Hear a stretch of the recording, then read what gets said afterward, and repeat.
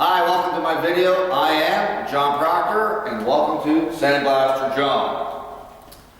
Today we're going to talk about restoring pedal cars. It's a little different, as you may know me for blasting Corvettes, Mustangs and 57 Chevs, but whether it's large or small projects, we can handle it all. And today we're going to talk about restoring an early 60s pedal car. This is a fire chief's car. This is the one that my kids had. We put it away in storage about 15 years ago. I was cleaning up, brought it out of storage in the backyard, and it rusted. Well, it's a good thing I'm in the right racket because I can fix this. Somewhere along the line, this car was in a fender bender. It got hit by a big wheel or a triad, and it had some rear quarter damage. Well, we'll fix that afterwards, and we will talk about repairing wheels, making new ladder racks, and of course, we have new logos for the sides, and we will also talk about painting and priming it and disassembling it. But what's most important, whether it is a door off a 57 Chev, a glove box, an air cleaner, a grill, everything we blast has a certain material and a blasting process. We will demonstrate a soda blast on this, aluminum oxide blast, and a sandblast. And we'll talk about the advantages and disadvantages of each. But today we want to show you the project that it is rusty.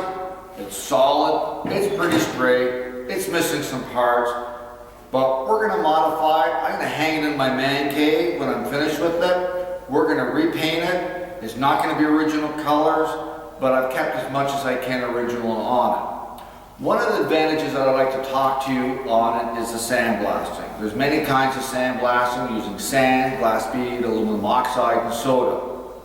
If you soda blast paint with rust off of any steel part, the paint will come off, the rust will stay. You would then have to grind it, use a chemical to strip it, or DNA sand it. So the advantage is if it's light gauged, that's terrific. If it's a heavier gauge, low pressure sandblasting at 40-50 pounds with the softer sand media is excellent, and that's what we do a lot of in my shop. Or you can put it into a low pressure application with aluminum oxide at 80 pounds, 80 grit, and it'll blast it without damaging it because aluminum oxide runs cooler, and you can run it at a lower pressure with less damage, and it will remove all the rust and the paint and make it paint ready. If you soda blast, you must be prepared to neutralize it and do hand sanding. So soda blasting sometimes can be cheaper or more expensive depending on the project. So we will show you a sample of each one of those on this project.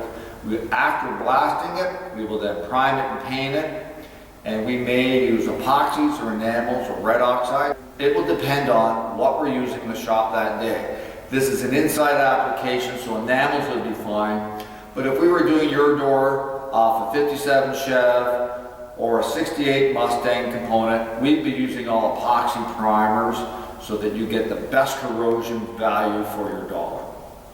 One of the things I'm going to show you today, any of the parts that you want to buy for these machines, you can buy all brand new online, mostly in the United States. The one thing we have here is the ladder rack. This was an original one. This is one I had a fab shop made. You may or may not see it there, but the one that I had remade was a thicker walled piece. We simply put this into a vise and squeezed it so it was a little flatter, so when it bolts up, it sits a little more flusher to the body. You can buy these. Last time I looked online, they're about $25 US a set. I had my local sign guy make up these stickers for me. I have the bottom one as well too. So after I blast it all, I just measure it up, put the sticker back there.